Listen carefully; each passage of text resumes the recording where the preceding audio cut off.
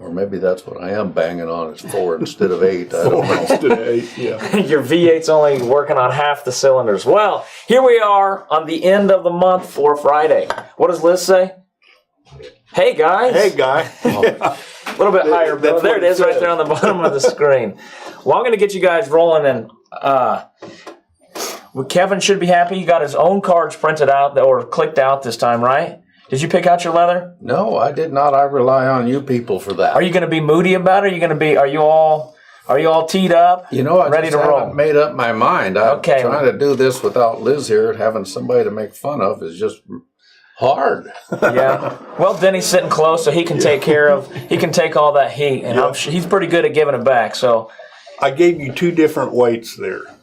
Oh, my. Well, see, right there. I don't know what I'm going to do now. I guess I'll just have to work on it. Sometimes it's bad to give people a choice, huh? we got one of the guys, Travis, that made some trading cards for us. He's going to come in on Monday. All right. And I'm going to let him pick out which ones that he wants. So maybe he'll pick some of the ones that you got. I had asked Denny, we had been doing on the live shopping some of that rough out veg that we had, the Herman Oak. So I said, Denny, what do you think about maybe doing a trading card on the rough out and just see what it looks like, see what happens?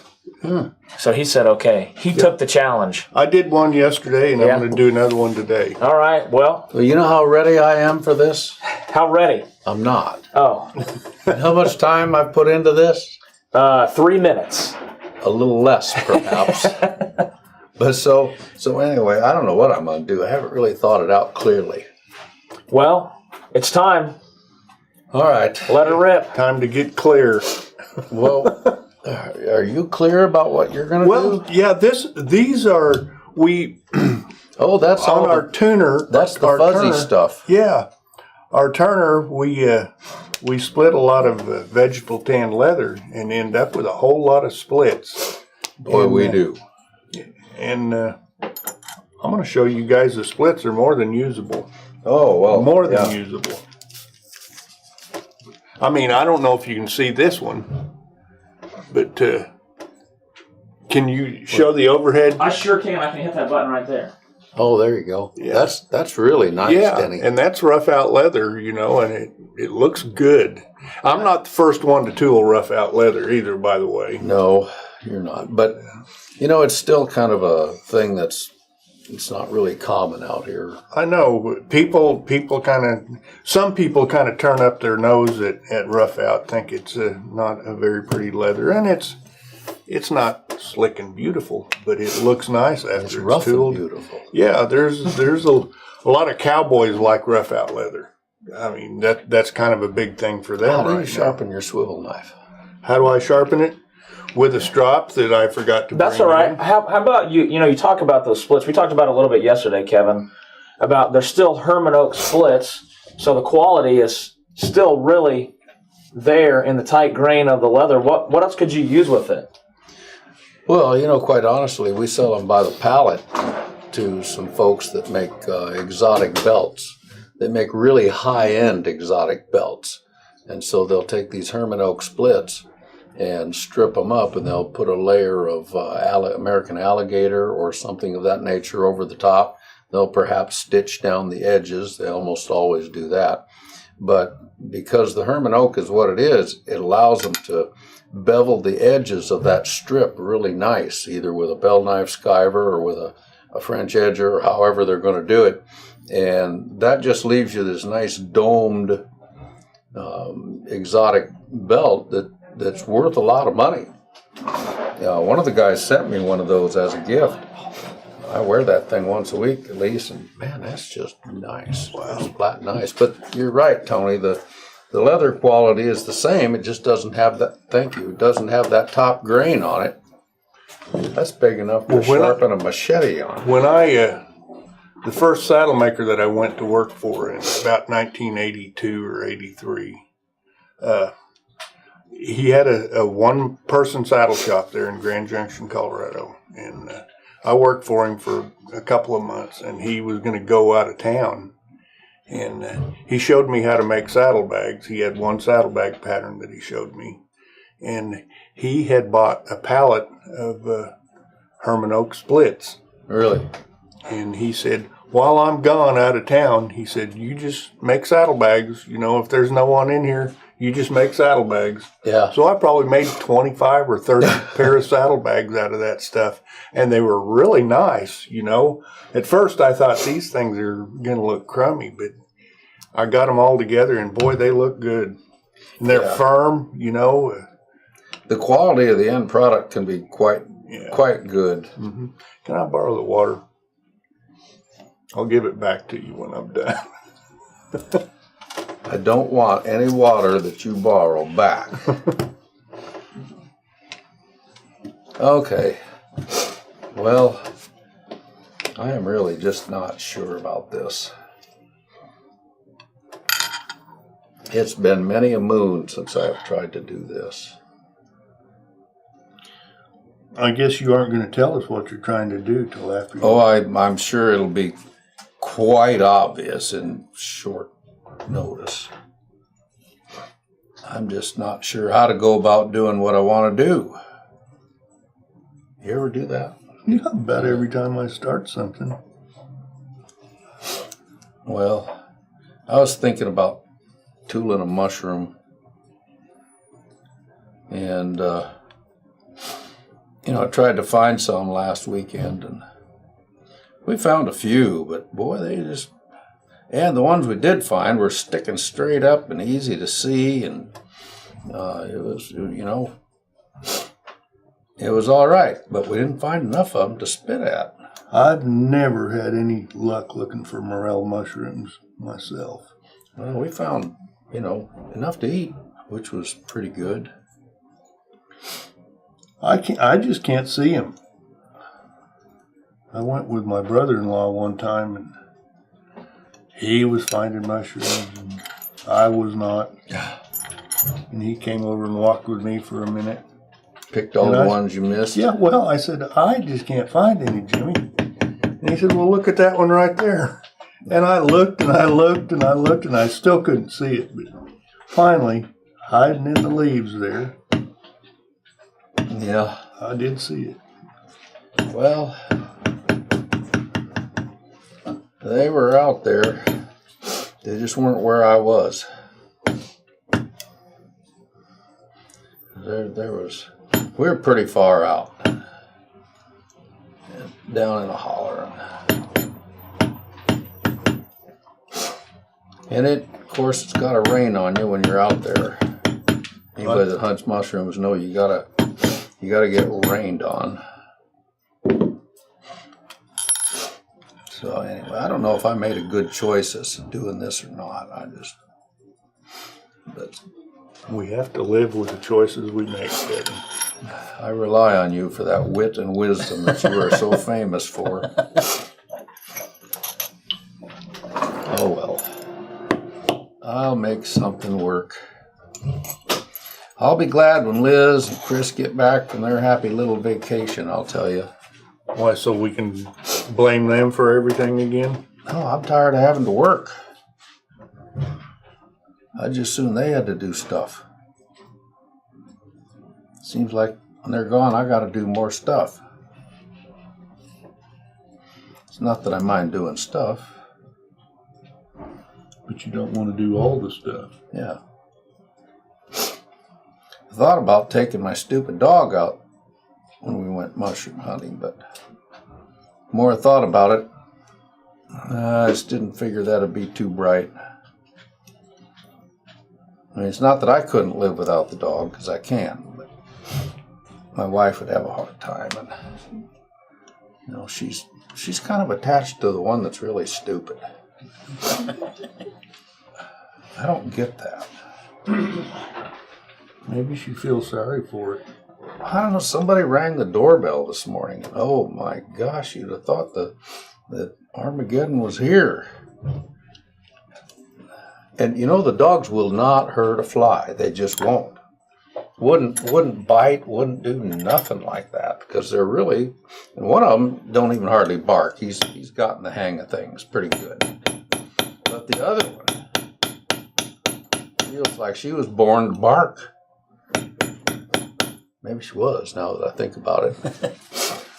That's her whole purpose in life. Well, she was doing a great job of fulfilling that purpose. I can tell you that. Just never stops. As soon as you pet her, then you're her best friend. And as soon as you stop, then she starts barking because you're not her friend anymore. I don't know. I guess there's probably more dog stories out there than we'd care to hear. Bet a lot of our customers, we could probably write a book, Denny. Yeah, a dog book. I kind of think so. Well, I know there's lots of times people come in and people that have never been here before, and they'll come in and say, "Where are the dogs?" Well, they're here. Yeah. Hiding, running around. Just hang on. I remember when Heather was here. Oh my goodness. She had that herd of Chihuahuas. That was amazing. Did you ever see them? Oh, yes. Bubby. Oh, he's the one on our movies, Yes, the nemesis of all. That dog was the snippiest, snarliest, bitiest Chihuahua I have ever seen in my life. I mean, he lived to snarl. He was good at that. I think Liz and I were talking about that a week or two ago on this YouTube. And Bubby could snarl. yeah. And she was talking about when you made the actual footage on that of Bubby snarling and biting. Why? I mean, that was just him. Yeah. I mean, he even sort of liked me, but he felt obligated to snarl and I don't know. Kevin, it begs the question, does Becky pick her dogs like she did her spouse? That's a good question, Kevin. Actually, since you've asked, Yeah? there's a story about that. I don't really mind telling you since Becky's not here. But I was previously married. And because of circumstances beyond my control, I became unmarried. And so I decided after about a year that I would like to be married again. And so I started calling around to some friends in Minnesota and Iowa that I had lived around. And I asked, I started asking, hey, I'm kind of looking, I'd like to get married again. I'm kind of looking for a wife, and I wonder if you guys knew anybody, down around that area that was maybe looking for a husband. I'm reasonably stable. I've got a pretty good job. I'm handsome as all get out, and just so charming that most people wouldn't even believe it. So, see what you can do for me. Well, I traveled for about 2 weeks. I went down and visited some friends in Iowa, and in all truth, there was a couple of young ladies that were willing enough, but we just didn't see eye to eye, and I'd learned a pretty good lesson On the eye to eye from that first go around, and I realized that it wasn't just good looks that made a person pretty. So, didn't find anything in Waterloo, Iowa. Didn't find anything in Cedar Falls, Iowa. Went to Rochester, Minnesota. And I didn't do real well there. And you looked all over the United States. What's that? I said you looked all over the United States. Well, not exactly, but I Looked all was. over Iowa. Yeah, I went to several places. I ended up back in Rochester because that's where I'd run my first candy store that I managed. And just wasn't having any luck. So finally, a friend of mine, him and his wife invited me over for dinner, supper. And I was over there, and they knew I was looking.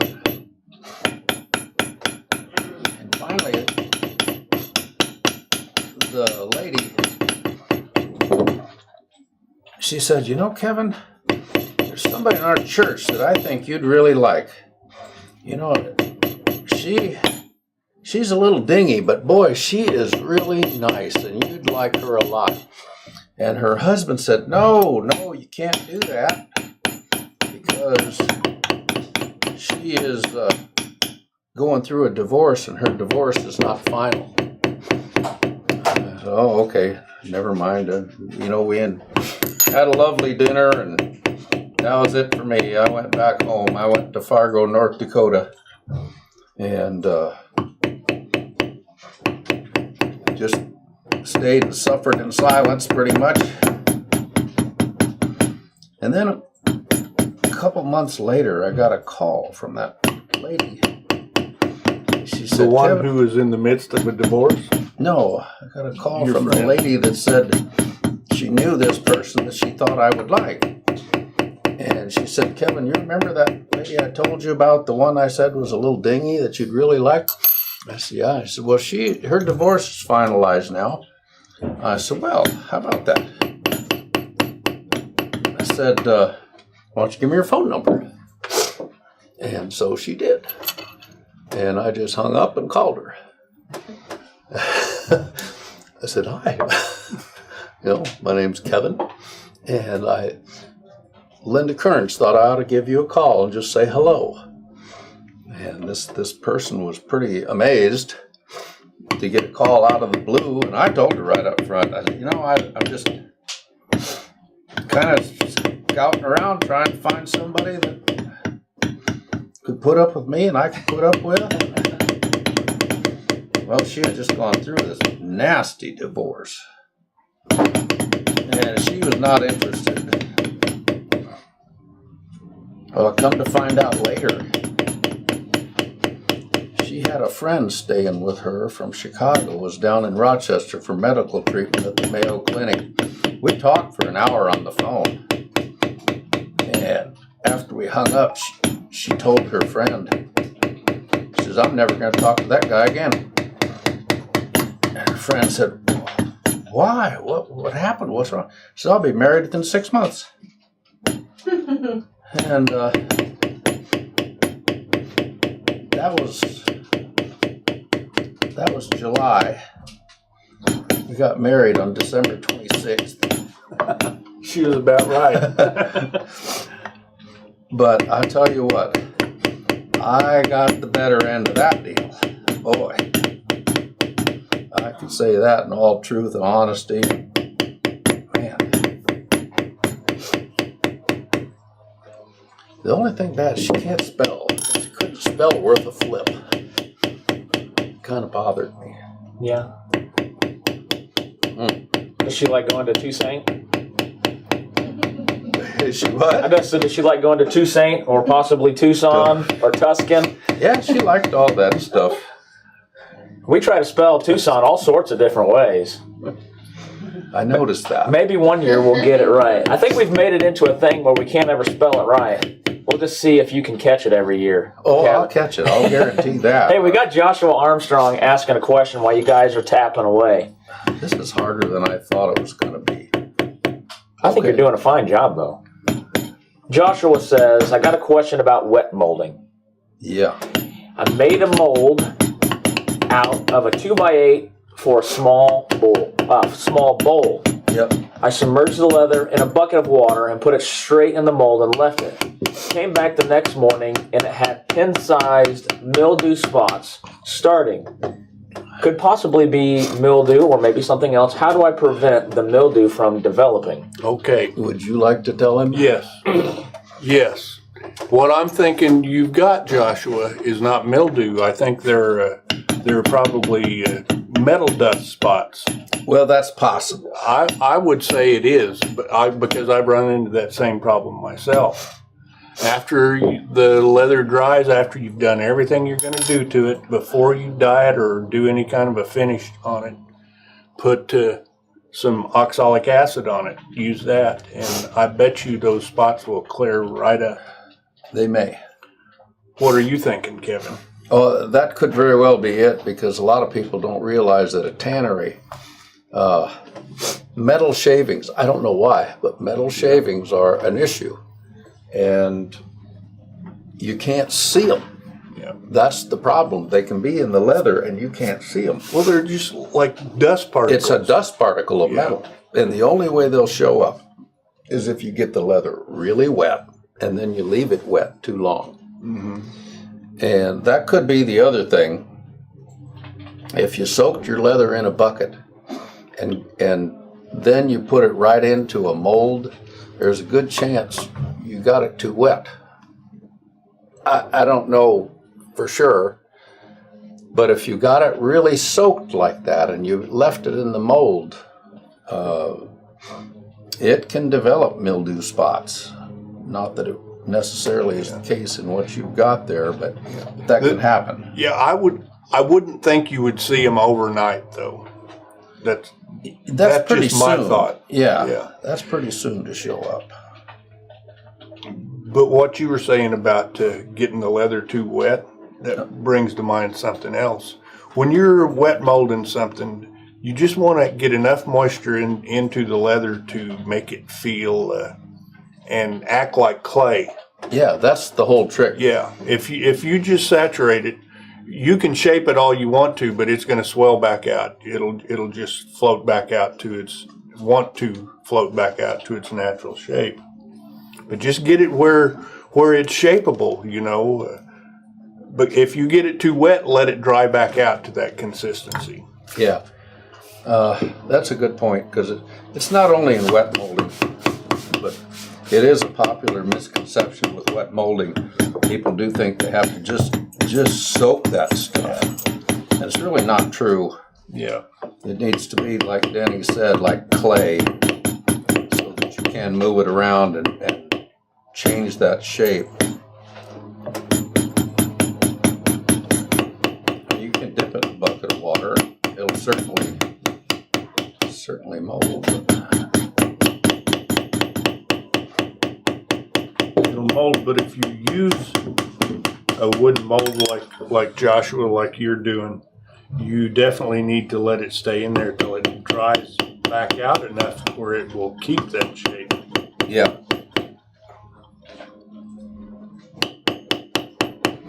And as with most things, your second effort always better than the first.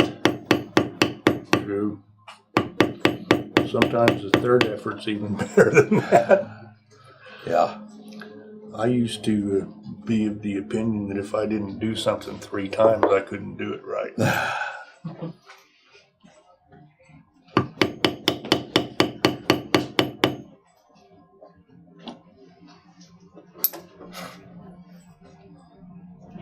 Well,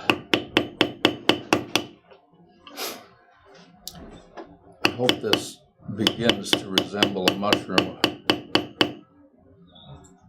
You've had people put in the chat that they thought it was mushroom, so you're on the right track.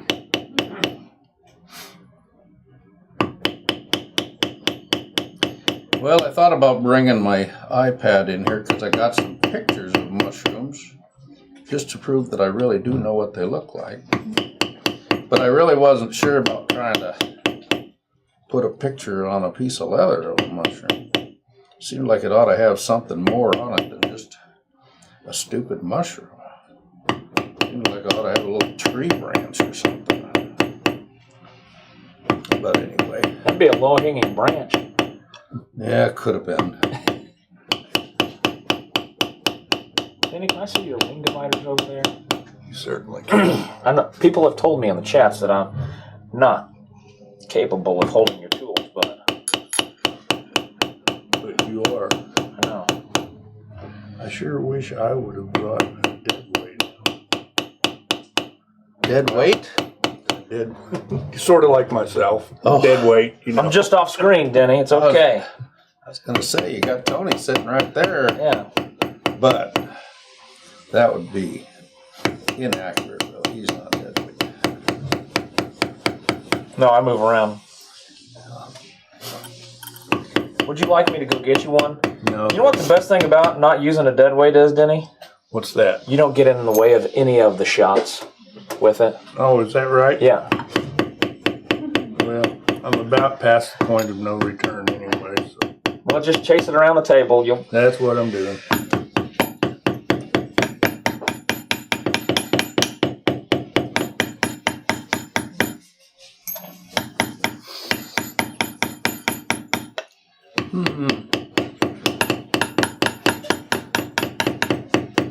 Well, whoever ends up with this amazing creation is probably kinda neat. going to be less than impressed. I don't know about that.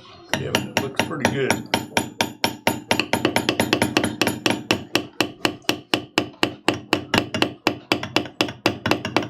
Oh, you know what I did do to my piece, Denny? What's that? Tape the back out.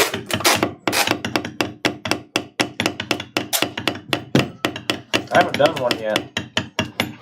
I think I'm going to do a big mouth on a card. People really love it when I talk. A mouth. Yeah, just a big mouth.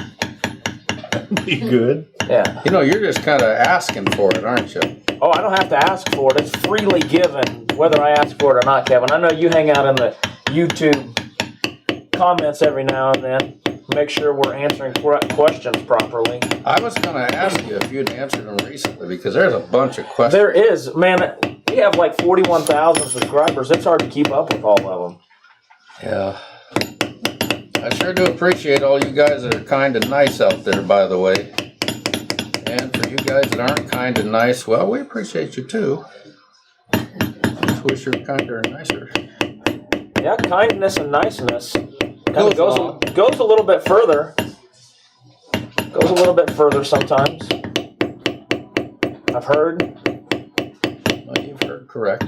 Yeah. We try to promote that. Kindness and niceness. Yes.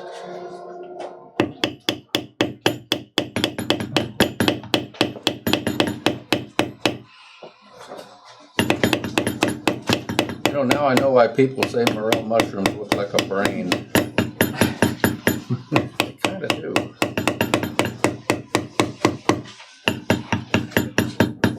You know, one thing about morels, they're nice to eat if you like mushrooms. I really do. But did you know, if you want to have a great mushroom hunting experience, you can go to like Price Cutters or any other grocery store. You can just make a day of it, really, if you want to. Get back in that produce aisle and figure out just how many different kinds of mushrooms they have. And at that point, you can take them home and you can fix them just like you would a morel. And them dumb things are really, you just can't hardly tell the difference.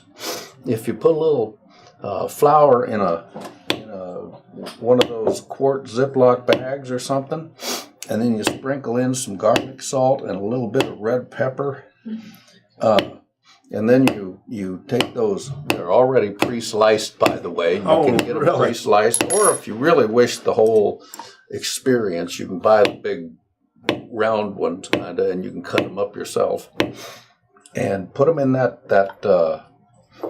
flour and shake them up really good. I'll tell you what, as long as you fry them in butter. That's all it takes. Boy.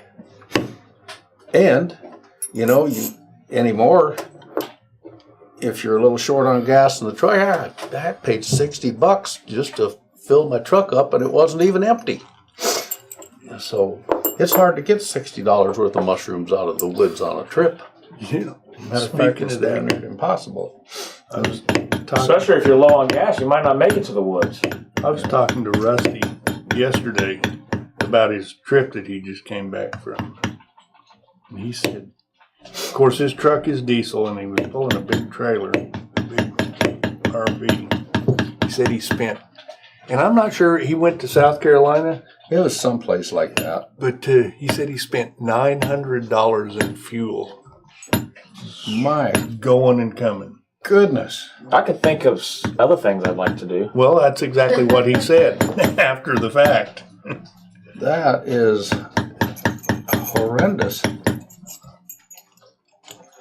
Well, I know it's true though, because I spent a pretty darn good chunk just in my little bitty Toyota. Oh well, I guess it's just part of it. Yeah. What's the difference between a hollow ground blade on a swivel knife and... They'll both cut the same. Hollow ground blade is generally a little more refined. Like me. Yes, like This Kevin. this is hollow ground. Yeah. Can you see this? But they will both cut the same. You're just using the very corner of your blade anyway, as far as the let's see. swivel knife goes. I don't know if you can tell. So both of these are hollow ground then? Yes, they're both hollow ground. Let's see. I don't know if you can There, that you might be able to see. Mine's a big old wide blade, and it is hollow ground. Yeah, you can see Denny's a little easier there. The story behind the hollow ground blade is that since it's hollow ground and you're using just the tip of the corner to cut with, supposedly it flares the cuts open more. Yeah. I've really never been able to tell that. You know, to me, what does that is the angle that blade is sharpened. And the fatness of the blade. Right, exactly. But you can take a real thin blade and put a real steep bevel on it and do about the same thing that a real thin blade with a flared out bevel will do. Yeah, So everything's subjective. You know? that is a fact. I have. The reason I thought about doing this stupid mushroom was because you don't have to be very careful. And I wanted to kind of make a point actually about how you can be pretty rough in some of your work. And as long as it looks okay when you're done, that's the whole big deal. That's right. I mean, it's the whole big deal. And if something looks good when you're done, you've done all right. If it doesn't, then you've got room for improvement. But for the most part, if it looks good, don't let anybody tell you need to do something a certain way. You don't necessarily. Okay, I'm going to try and get this tape off of here. Holy buckets. Wait. You taped this and then clicked it, didn't you? No. My stars. How do you get the tape off? Kevin, would you like me to help you with your No, tape? I would not like you to help me. No, I got this. No, you wouldn't.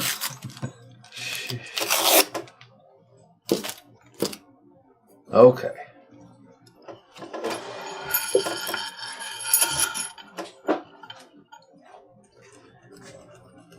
I was hoping I'd have a little bigger piece of leather, but no.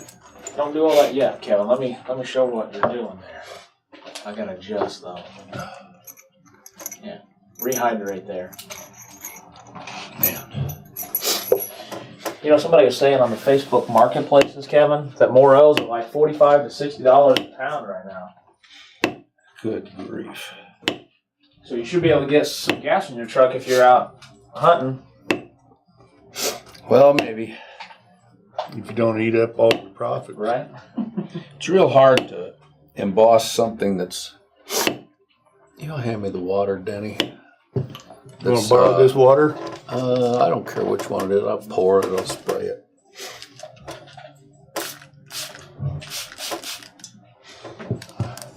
Anytime you're wetting leather from the back, boy, you got to be careful, in my opinion. Because it has a tendency to go right through. Yep. And I just want to push this up a little bit to give it kind of a rounded look. And it ain't going to be much, because it's really hard to do this unless you got a little bit of leather to kind of hold on to. So for whatever it's worth, if you've never embossed anything, it's kind of fun to try.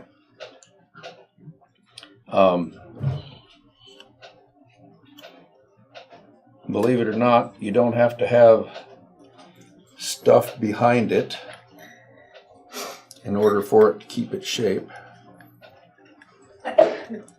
But you do have to kind of work it up, and then more than likely you'll have to go around it and re-bevel it to sort of set things down.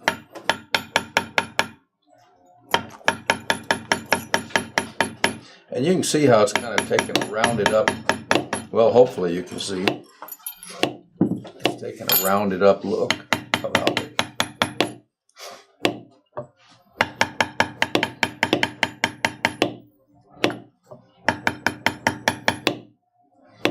I thought about trying to carve a wood tick, but that probably...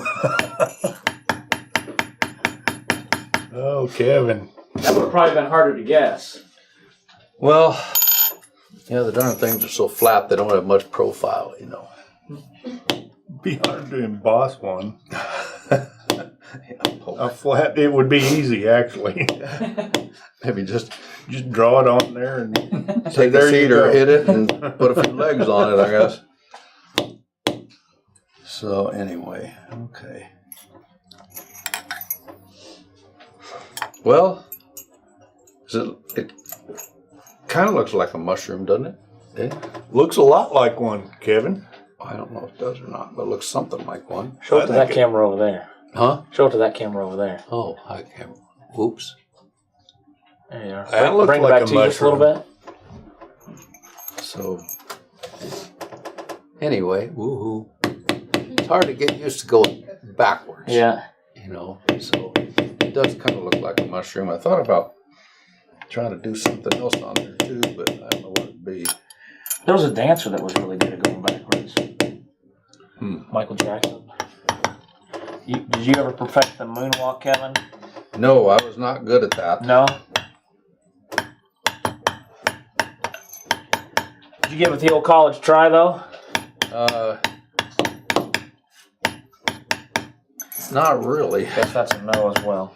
Well, I was going to see if we, maybe next week we could do Kevin dance lessons instead of leather lessons. You know, I just don't know that I need those things all that bad. Tony, can you move on? No. No, he sounded so disappointed. I was gonna go home and practice. Grace, can you moonwalk? I used to. Oh, nice. Yeah. No, Probably not anymore. And I wasn't ever really good at it. Haven't been to the moon in a while, so I'm not in practice. Sounds like a great idea, party. And I can only do it in socks. Oh. So it's kind of cheating.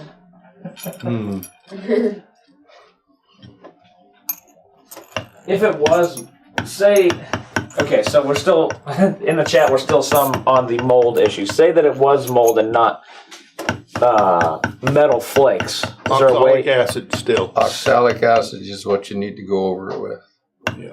Both cases will result in the same use of oxalic acid. The oxalic acid will kill the mold. Yeah. Why would that be? Maybe because it's acid? Probably. Yes. Because of what it is. I mean, some people call that stuff the bartender's friend. Yeah. You know, you don't want mold around food. So Yeah. that's what they used to clean with. Yeah. Kevin Darcy said that you can swing dance. I what? You can swing dance? Oh. Well, that's kind of a myth too. I can sort of a little. You got to be willing to accept a pretty loose definition.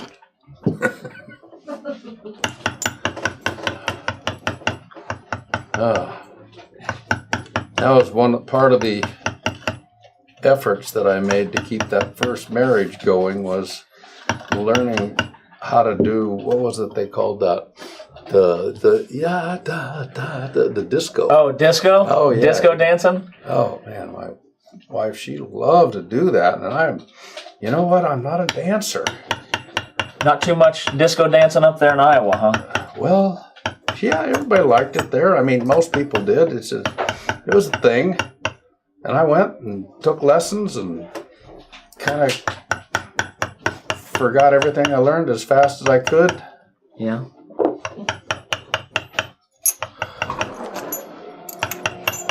John Travolta, I was not.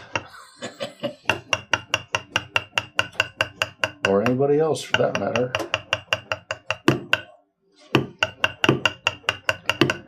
Yeah, that was, if I remember right, you correct me if I'm wrong, because I probably am. It seems like there was two kinds of music playing at that time. And you were kind of either one or the other. If I remember, it was like Leonard Skinner and Deep Purple and Creedence Clearwater, and Like you were either in the rock category or in disco category. yeah, One I or the was other. not in the disco category. I just didn't fall there. So anyway, that was, Guitar strumming you were, but cutting a rug you were not. yeah. Chevy guy asked for a dancing demo, Kevin. Well, tell him to ask. Search on YouTube. Lots of great videos you can find on there.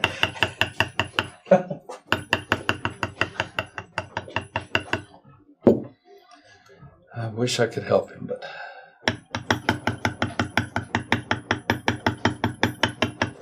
well, this is kind of fun. I love it when you can go pity pat.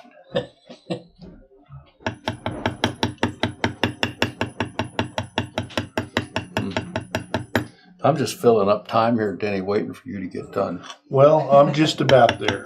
Just about there. You look like you're getting pretty close there.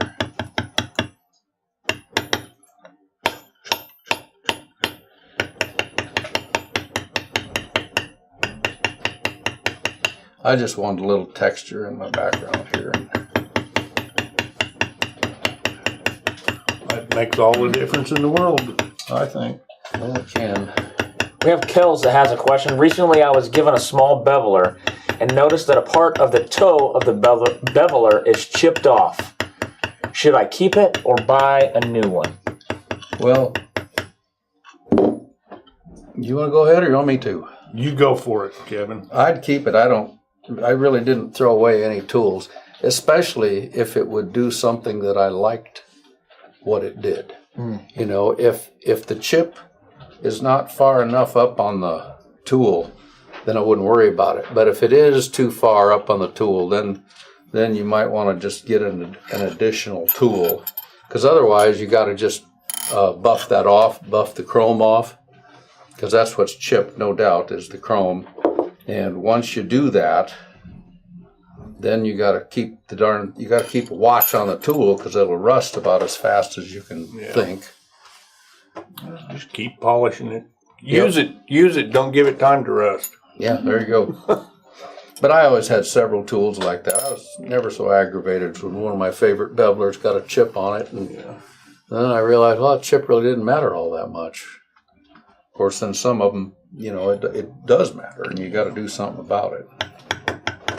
Well, I always figure, even if a tool is ruined for its intended purpose, keep it and make a different tool out of it. Oh, yeah. Yeah, if you can shorten it up. Yeah. That's nice. There we go. That's rough out, folks. Yep, works. And here's a dumb mushroom that's kind of pushed up from the back a little bit. That looks good, yeah. Let me see if I can hold it over here, Kev. Oh, did you put your DL on there? Oh, no, I didn't. That looks kind of like one of them that I found last Sunday. Yeah, let's see if we can. Yeah, we can see it pushed up there a little bit. Yeah, it's not pushed up much, just enough to give it a little round. If it was... You need to get a KH on there. Well, we'll just put one on there. All right. You're lucky, Kevin, because a K and an H are just straight lines. I have to do a curved line on my D. You can change your name. That way you can make your signature better. Make your Easier. Go by your square. nickname. Square D. Oh, there you go. There you go. I use block font. Well, anyway, this should be, those little recesses should be pushed down a little more, but I ain't gonna. What I would do, if I was gonna do this, is I would get a little bit of light brown or maybe some chocolate dye, and I would reduce it. And in the sides of those recesses, I would just highlight Make those. a shadow. Yeah, make a little shadow down in each one. And I think, I don't know, maybe when we finish this, put a little oil on it and then go over it with some antique or I something. bet the antique will make a See what shadow. happens. Yeah. So, anyway, that's my effort for the day, Tony. Well, I'm going to read another little thing here. It says, Andrew Church, he says, don't worry about not being able to spell Tucson. There's a hotel right off the freeway that spelled it wrong, too. Oh, my gosh. He lives in Tucson and still haven't heard anyone that agrees on how it's pronounced. My goodness. That's amazing. We are so wrong, we are probably right. Well, got to give everybody credit for having patience enough to sit through this. No kidding. Listen to me. No kidding. And just watch me peck away. Well, it's a pretty good thing, really, because getting to watch you peck away is a good experience for everybody. Especially on a piece of rough out. I'm curious of how you antique it and how it looks when you antique. I don't. I'll show you. You gonna antique it? Yeah. Well, I've got two of them. I'll antique one and not the other. How are you gonna do that? You're gonna have to I spray it haven't with done it something yet. first, ain't you? Yeah. I'll give it a light coat of oil, and then I'll put a resist on it, and then I'll just antique it. Okay, because otherwise I'd think you'd be suffering from Oh, yeah. super splotch. Yeah. Deep Yeah, poritis. a rough out would just suck up Yeah. whatever I Yeah. put on it if it didn't have a resist on it. Did you find whenever you were cutting it that it drug your knife a little bit more? Sure, it would. A little bit, Yeah. but not bad. If your knife is sharp and your moisture content's pretty good on your leather, it ought to cut fairly smooth. I didn't have much trouble. That's fairly smooth, isn't it? No, and you can tell by looking. It's not quite the same as tooling leather with a grain on it, but Yeah. it's pretty darn good. Yeah. Let me see if I can hold it up to that top one there. Look it up from here. Okay. Yeah. Those cuts are all fairly smooth. I didn't have a lot of dragging chatter on it. Yeah. Well, yeah, you can see that. They cut in there pretty deep. Let's look at the old mushroom.